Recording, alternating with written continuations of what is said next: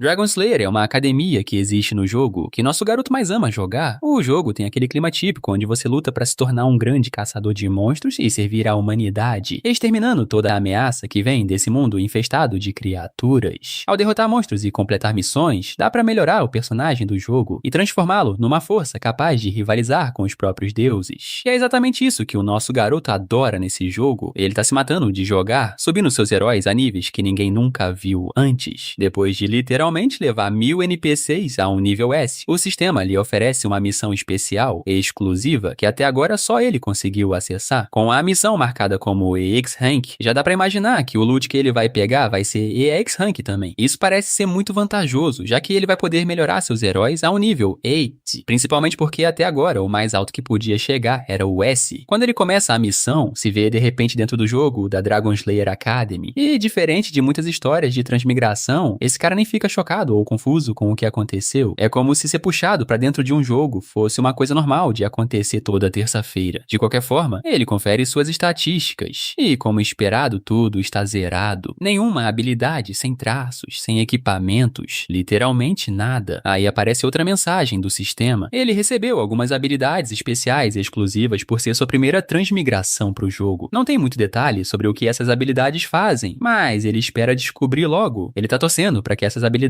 ajudem ele a grindar, subir de nível e virar a máquina de combate que ele foi antes. E é aí que o jogo realmente começa. Outra janela do sistema aparece e ele é avisado que vai começar o tutorial. Ele vai precisar sobreviver por 10 minutos e, como recompensa, vai ganhar o kit de novo aluno da Dragon Slayer Academy. E isso faz ele sorrir, porque sobreviver contra monstros de baixo nível não é nada demais. Tudo o que ele precisa fazer é evitar chamar a atenção dos bichos e deixar os 10 minutos passarem. Essa é a estratégia que ele usou outras vezes, mas ele nem imagina o que tá por vir. O som de rosnados e passos pesados que ele ouve não são de monstros fracos, não. No céu, 2 dragões estão se enfrentando. Ele sai disparado pela floresta, tentando não ser pego na destruição que está rolando ali. Ele não consegue acreditar no que tá vendo. 2 chefões de nível S logo no tutorial. Isso parece uma loucura. Talvez seja por conta da dificuldade da missão. Enquanto isso, o dragão de fogo prepara uma das suas magias e vai soltar uma torrente de fogo monstruosa. O ataque é tão forte que se ele não sair dali logo, vai ser incinerado na hora. É então que ele lembra das habilidades especiais que ganhou e decide usar uma delas, chamada Cópia. Como o nome já diz, a habilidade Cópia permite que você copie temporariamente as habilidades e traços de outros. Mas para copiar uma habilidade, é necessário observar bem a habilidade e também identificar o nome e o rank do alvo. Como ele já foi um campeão nesse jogo, cumprir esse segundo requisito não é problema para ele. E sem mais delongas, ele copia o traço do dragão de resistência elemental. Com essa habilidade, ele consegue se proteger do fogo e não ser queimado. Seria bom se ele conseguisse pegar também a habilidade do dragão, mas ele ainda não tem mana circulando no corpo, então nada de habilidades por enquanto. De repente, ele percebe o vento soprando para trás graças ao dragão de fogo que está prestes a soltar aquela torrente de chamas. O outro dragão, com poderes elétricos, também está se preparando para soltar um ataque de fôlego. Percebendo o perigo, nosso garoto começa a correr para outra direção antes que tudo acabe em desastre. Os ataques de fôlego são o golpe mais forte dos dragões. Mesmo com a resistência elemental, o risco de ser torrado ainda é grande se ele se meter no meio disso. Enquanto ele corre, os 2 dragões disparam sua força, causando uma explosão gigantesca. Nesse momento, o tempo dos 10 minutos chega ao fim e ele completa a missão antes de virar churrasco. Como recompensa, ele recebe o uniforme da Dragon Slayer Academy, um cartão de estudante e uma passagem de trem. No tutorial 2, ele tem que pegar o trem e seguir até a Dragon Slayer Academy. A cena então corta para o trem que vai partir para a Dragon Slayer Academy. Com a grande quantidade de alunos se matriculando, o trem está lotado, sem um lugar disponível. Aí um dos alunos com uma katana pede para um passageiro dar um lugar para ele, mas a única resposta que ele recebe é um silêncio total vindo de uma garota que está dormindo tranquila, sem se importar com nada. Nesse momento, nosso garoto também entra no trem, esperando encontrar um lugar vago para se acomodar. O cara com a katana aponta timidamente que a garota que está dormindo ali não parece muito disposta a conversar. Nesse instante, a tal garota acorda do sono. Nosso garoto pede educadamente para ela dividir o espaço, e ela parece até disposta a se atender o pedido. Enquanto ele se ajeita, se apresenta como Kim, agradecendo pela gentileza. A garota retribui a saudação e se apresenta como Ye. Ye-in. Já o cara com a katana, que tá se sentindo completamente frustrado com a situação, não consegue acreditar na injustiça do mundo. Ele não conseguiu permissão pra sentar, mas Kim conseguiu. Mesmo ninguém pedindo, ele se apresenta como Go Hyun-woo. E mais uma vez, a única resposta que ele recebe da parte de Ye-in é um silêncio total. De qualquer jeito, ele também se acomoda e pega seu lugar, agradecendo pela oportunidade. Kim então pergunta por que Hyun-woo se atrasou pro trem. O cara com a katana revela que no caminho, ele viu 2 dragões. Uma cena tão impressionante que quase fez ele esquecer da missão principal do dia. Bem, o nosso garoto também lembra de ter visto esses 2 monstros, mas a experiência dele não foi nada agradável e ele preferiria nem lembrar disso. O trem finalmente começa a se mover, quanto a Dragon Slayer Academy é o lugar que o nosso garoto sempre voltava toda vez que levava um novo herói até lá. Ou seja, ele conhece esse lugar como a palma da mão, por isso ele não tá lá muito empolgado pra visitar a academia, já que não tem nada de novo pra explorar. Pelo menos foi isso que ele pensou até entrar no trem. Os estudantes na cabine dele, junto com os outros alunos e a equipe do trem, ele não lembra de ter visto nenhum deles antes. São totalmente pessoas novas e desconhecidas. Não são NPCs aleatórios que ele se lembra, embora esse mundo tenha muitas semelhanças com o jogo que ele conhecia. O elenco é completamente diferente, e isso também significa que os próximos eventos e missões foram alterados. Então, enquanto ele segue pelo jogo, vai ficar bem cauteloso com o que é desconhecido. No momento, o que tá incomodando ele pra caramba é o olhar fixo da garota ao lado dele. Sobre Ye-in, ela tem uns olhos especiais que conseguem transformar qualquer coisa em estatísticas e dados que ela pode usar. Por exemplo, ela consegue ver todas as estatísticas do cara com a katana na frente dela e pode ver que ele é só mais um cara comum com habilidades medianas. Mas quando olha pro nosso garoto, as estatísticas dele são incompreensíveis. Não importa o quanto ela olhe, ela não consegue descobrir nada sobre a força dele. E isso faz ele se destacar. É exatamente por isso que ela tem ficado o tempo todo olhando pra ele com uma expressão confusa. Ela se lembra do que o gerente dela disse, que ela deveria ser legal e se aproximar de quem tivesse interesse. Assim, ela conseguiria se aproximar mais dessas pessoas. Então, levando isso em consideração, ela pega a mala dela, que tá cheia de coisas importantes e lanchinhos que ela trouxe pra viagem, e tentando parecer simpática e se aproximar, ela oferece um biscoito pra ele. Claro, Kim fica totalmente surpreso com esse gesto repentino vindo dela, mas recusar seria grosseria, então ele acaba aceitando o biscoito. Pra puxar papo, ele pergunta se ela mesma fez os biscoitos, e ela responde que sim. Aí ele entende porque o gosto tá só ok. Kim então volta sua atenção para Hyun-woo e pergunta sobre a estranha espada longa que tá ao lado dele. E o cara com a katana, todo orgulhoso, revela que aquilo ali é uma relíquia sagrada da sua seita marcial. Ele explica que o motivo de ela estar embrulhada é porque ele ainda não se qualificou pra quebrar o selo dela, então a deixou assim. Até o dia que ele se torne digno da katana, vai usar uma espada de ferro comum como substituta. Enquanto eles conversam, um cara loiro entra na cabine de forma abrupta. O clima do lugar muda completamente com a atitude animada e o sorriso largo do sujeito. Ele também estava procurando um lugar para se sentar. Quem não gosta muito de caras barulhentos, e esse, por sinal, parece bem suspeito. Ele já sabe que esse cara não tá ali só pra procurar um assento, então quer que ele revele suas verdadeiras intenções. O cara do terno fica um pouco sem graça depois de suas mentiras serem descobertas. Ele tira um cartão de visita do casaco e se apresenta como Shin Byung-chul. Ele oferece serviço de recados e uma série de outros serviços que uma pessoa comum pode precisar no dia a dia. Promete que encontra qualquer coisa, claro, pelo preço certo. Nosso garoto expressa sua desconfiança, mas esse sujeito de gravata continua insistindo sobre as vantagens dos seus serviços. Quem já viu o que esse cara tá aprontando e sabe que ele tá tocando um negócio bem suspeito por baixo dos panos. Mesmo agora, ele está sendo perseguido pelas autoridades por estar promovendo seu negócio ilegal. Neste toda a sua apresentação, o cara ficava olhando pra fora várias vezes como se estivesse em grandes apuros e sendo perseguido por alguém. Ele nega as acusações e tenta sair correndo antes que seja tarde demais. Bem, já é tarde demais. O comitê disciplinar aparece pra tomar as providências necessárias contra esse cara. Ele sabe que tá ferrado. Sobre o comitê disciplinar, é um grupo formado pelos próprios alunos que cuida da lei e da ordem dentro da academia. Sim, o mesmo comitê disciplinar que tem mais poder do que o próprio governo. Esses caras não perdem tempo em mostrar sua autoridade e exigem que o sujeito entregue os itens ilegais que ele não deveria estar carregando ali. O coitado tenta se defender, destacando como sua infração é mínima, mas está sendo tratado como um canibal serial killer maluco. A líder do comitê disciplinar pune o cara com um choque elétrico por não colaborar o suficiente. Ela é uma maga do tipo raio, e quem acha isso muito interessante, porque magos do tipo raio não são fáceis de encontrar, e como ele tem um slot de habilidade de cópia vazio, ele vê ali a chance perfeita de pegar a habilidade dela enquanto ainda tem tempo. Então quem decide dar um melhor uso para aquele biscoito sem graça? Ele joga o biscoito no chão, pronto para usar isso como uma vantagem contra o comitê disciplinar. Enquanto isso, a líder do comitê já tá planejando o próximo passo, já que o cara ainda se recusou recusou a cooperar. A única opção dela agora é imobilizá-lo à força e confiscar tudo dele. Ela lança um raio no formato de um beija-flor, pronto para penetrar o corpo do coitado. Quando parecia que o cara ia se ferrar, nosso garoto estende a mão e segura o raio antes que ele atinja o alvo. Claro, isso deixa a líder do comitê completamente impressionada. Nosso garoto, por outro lado, aparece fora da cabine, reclamando como o barulho do comitê fez com que ele deixasse cair seu querido biscoito. A líder não tem a menor ideia do que ele tá falando. Enquanto isso, nosso garoto já cumpriu seu objetivo. Ele conseguiu a habilidade de magia de raio dela, chamada Beija-Flor. Kim começa a falar da perda do seu grande e mais precioso companheiro que um homem poderia pedir, o biscoito. Com a vida do biscoito arruinada, ele culpa os membros do conselho estudantil por terem estragado o seu dia. Um dos membros do conselho não gosta nada da desculpa dele e acha ridículo tentar interromper o trabalho deles com isso. O Jesus coreano ali aparentemente quer partir pra briga e ameaça machucar nosso garoto. Em resposta, Hyunwoo pega sua espada também, dizendo que se for pra fazer do jeito difícil, ele não vai hesitar em tratá-los do mesmo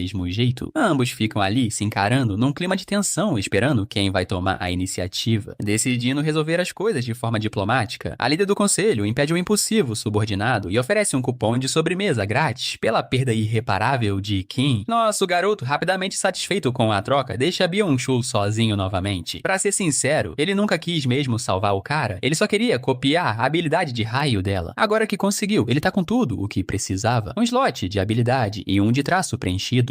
Ué, você assistiu o vídeo até aqui e até agora não se inscreveu no canal?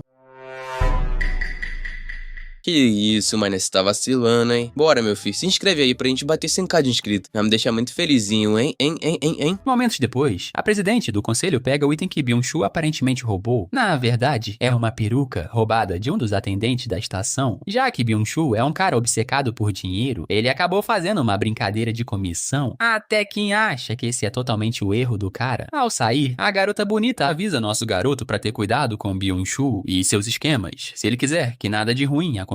Mas quem não gosta quando alguém diz o que ele deve fazer e acredita que vai lidar com a situação sozinho, o Jesus coreano avisa nosso garoto e promete que vai lembrar da cara dele pro futuro, enquanto Hyunwoo tá ocupado investigando o comitê disciplinar e aprende com Byung-chul que esses caras são os melhores entre os melhores. A atual presidente, que lançou o feitiço de beija-flor, se chama Song Chun-hye. O nome dela é tão conhecido que Hyunwoo percebe que ela pertence à famosa família Song, que governa a Torre Topaz. Essa mulher, além de ser bonita e ter um estilo impecável, não é alguém com quem se deva brincar. O avô dela é o Thunderlord Song Gyeong-gyeon. E olha, nem conheço o cara, mas já sinto pena do futuro namorado de Chun-hye. Quanto ao pessoal que tava com ela, eles também não são qualquer um. Entre eles está Jo Byok, um aluno notável do Rei dos Punhos. Aí tem também o Han Somi, um excelente aluno da própria Imperatriz da Espada. E por último, mas não menos importante, o Gaeon Yohan. Embora eu esteja zoando o cara, ele é, na verdade, o único herdeiro do pavilhão da Lotus Dourada. Depois de apresentar os membros do comitê, Byung-chul acha que já é hora de dar o fora. Com ele indo embora, Hyunwoo, curioso, se vira pra nosso garoto, querendo entender aquela história toda do sacrifício do biscoito. Ele acha estranho que Kim tenha se arriscado numa briga por causa de um simples biscoito. Kim então revela a verdade, dizendo que na verdade ele entrou ali pra dar uma olhada na mágica épica de raio usada pela Chun-hye. Isso surpreende Hyunwoo, porque ele realmente viu nosso garoto entrando no meio e bloqueando o feitiço de beija-flor, o que leva Kim a questionar o que ele sabe sobre o feitiço. Pensando por um momento, Hyunwoo reflete que nunca tinha visto o feitiço ser usado antes, e mesmo tendo visto ele sendo lançado, não conseguiu nem ver o raio de beija-flor. É como se o ataque não tivesse a intenção de ferir a vítima, mas sim de deixá-la paralisada no lugar. Kim escuta a explicação dele e concorda com metade do que ele disse. Ele então se aprofunda no motivo de o feitiço se chamar beija-flor em primeiro lugar, já que é inspirado no padrão de voo único do pássaro. Em uma demonstração típica do feitiço, o desempenho depende da habilidade do mago. O fato de ela ter usado o beija-flor é uma prova das habilidades de Chun-hye. Agora, se nosso garoto tivesse enfrentado um mago profissional, ele não teria sido capaz de pegar o beija-flor, já que o mago facilmente manipularia o padrão de voo. Mas, de forma estranha, ao invés de alterar o padrão, o feitiço acabou sendo pego na mão dele. Isso só significa uma coisa: Chun-hye precisa melhorar o controle sobre sua habilidade. Nesse ponto, Hyunwoo fica genuinamente impressionado com a explicação profunda de Kim e seu fascínio por um feitiço. Aliás, tem mais uma coisa que Kim percebeu quando o feitiço foi lançado. Ele avalia que Chun-Ai é talentosa por conseguir usar uma habilidade de rank, e com apenas uma estatística de força D, sugerindo que ela tem um traço forte, ou talvez até tenha uma grande quantidade de mana interna. De qualquer forma, Kim acha que ela vai facilmente viver à altura da sua fama como neta do Thunderlord. Voltando a Hyun-woo, ele já virou fã e amigo do nosso garoto com o pouco tempo que passaram conversando. Kim acha que ele tá exagerando um pouco, mas Hyun-woo tá bem sério nisso, e até oferece ajuda sempre que o nosso garoto precisar. Apreciando o gesto, Kim decide aproveitar a oportunidade e pede pra ele ir com ele. Ao mesmo tempo, ele faz um pedido repentino, pedindo pra pegar uma moeda de prata emprestada. Na próxima cena, chegamos ao local que Kim escolheu. Infelizmente, a máquina está quebrada. E sim, é uma máquina de apostas, porque esse lugar já foi um cassino. A máquina parece estar bem destruída aos olhos de Hyun-woo, mas mesmo assim, Kim tá disposto a apostar todas as suas economias nela. Em outras palavras, ele tá apostando a única moeda que conseguiu com Hyun-woo. No momento em que ele coloca a moeda e inicialmente nada acontece, o que faz os dois se perguntarem se a máquina realmente tá quebrada. Mas de repente, a máquina começa a funcionar e ativa um evento oculto chamado máquina de slot quebrada. Claro, isso é algo que Kim conhece porque desbloqueou todas as conquistas do maldito jogo. Usando isso como seu ingresso dourado, nosso garoto puxa a alavanca, apostando tudo na roleta. Mas, pra decepção deles dois, o único prêmio que ele consegue é uma garrafinha de água. Sim, nada de bastão de destruição, nem a espada de garfo inquebrável, ou até mesmo a técnica secreta americana chamada shotgun do fazendeiro. Só uma garrafinha de água. Hyun-woo não entende o que Kim tá fazendo, enquanto nosso garoto explica rapidamente que